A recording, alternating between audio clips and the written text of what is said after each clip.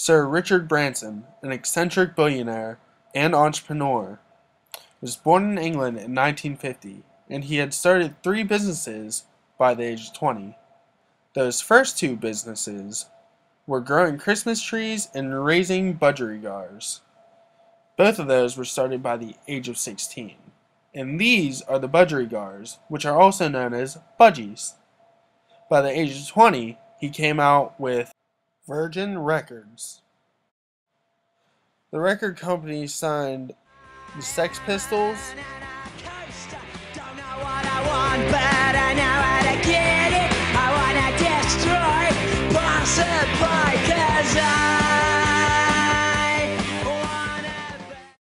the Rolling Stones,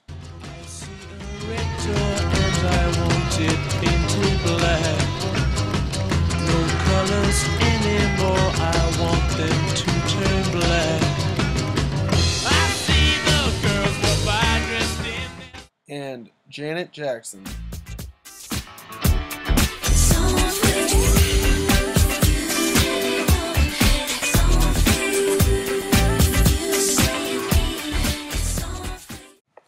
Of course, Virgin Records didn't start out as a big-time company that signed all these artists.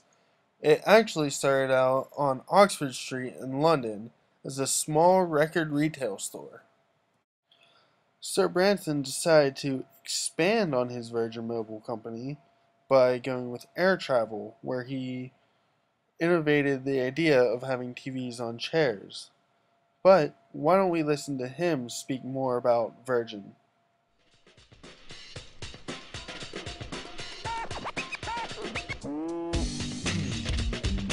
I find good CEOs to run each of the individual companies, and so we have these 300 CEOs out there around the world who are leading the fight. I take a chairman role, so the way I split my time is about 50% on social projects, and that's increased over the years. Of the other 50%. About a third is spent firefighting when we have a problem. About a third is spent on developing the companies that we've already got going, and the other third is maybe spent on getting new companies going. And then in between all that, I have to get out there and try to make sure that Virgin becomes the most respected brand in the world. And one way of making sure it becomes the most respected brand in the world is to get out there and talk about what we're doing and help promote and get the brand in people's minds, and support all the people out there who are working hard to build it. I mean, the company is made up of 300 individual companies. It's very unusual for a Western company. In fact, perhaps it's unusual for even an Eastern company. In a sense, we're a way of life company. I mean, you've got the better-known brands in the West: Coca-Cola specialize in soft drinks, Microsoft in computers, Nike in shoes, and so it goes on. Virgin can look after your needs from the time you're born almost to the time you die. We haven't quite got to Virgin funerals yet, but and the reason for that is I love life. I love learning about new things. I love if I see that something could be done better, I love to challenge myself and the people around to see if we can do it better. And I'm inquisitive. I've just come from a meeting with a wonderful man called Vinod Khosla, where we've been talking about what we've been discovering on clean fuels, what he's been discovering on clean fuels, sharing ideas. Incredibly exciting to see if we can come up with a fuel that can replace the conventional dirty fuels that's destroying our planet. And so, so just learning and living life to its full. Now that process of being an entrepreneur who's learned a lot can be very useful in then tackling some of the global problems that we face. I just mentioned fuels.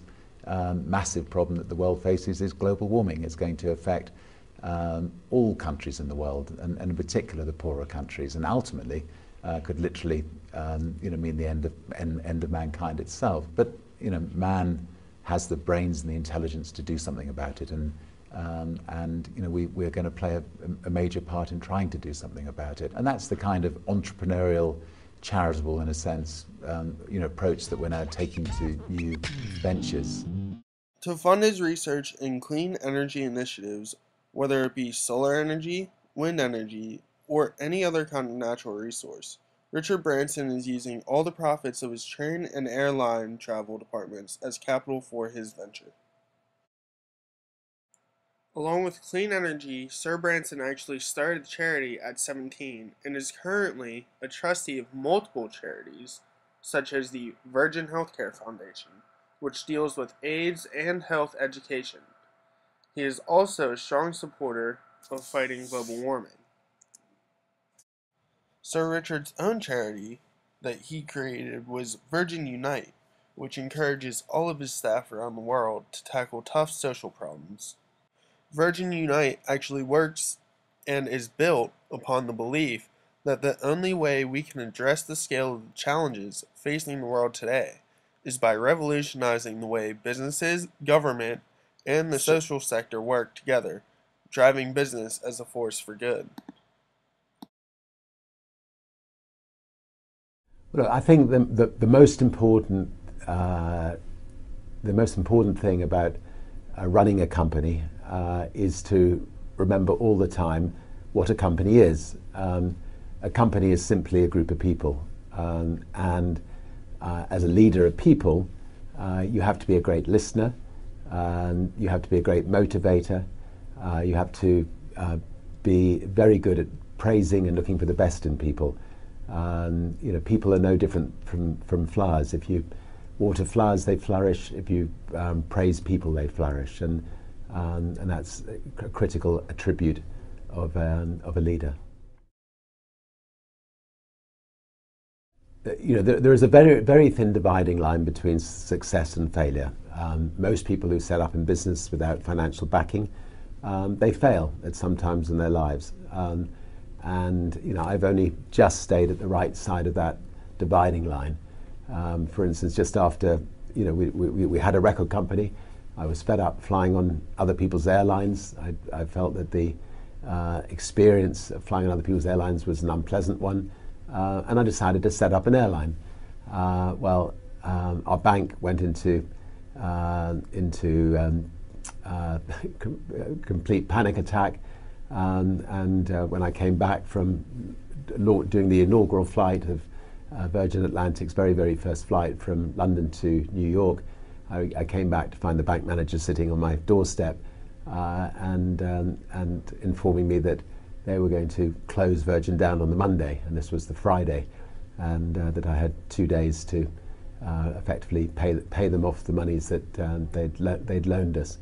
I remember pushing the bank manager out of my house, telling him he wasn't welcome, which is a dangerous thing to do to your bank manager, and then spending the weekend ringing around the world to all of the distributors of our music, asking if they could give us a temporary loan to get us through the following week, which they were good enough to do.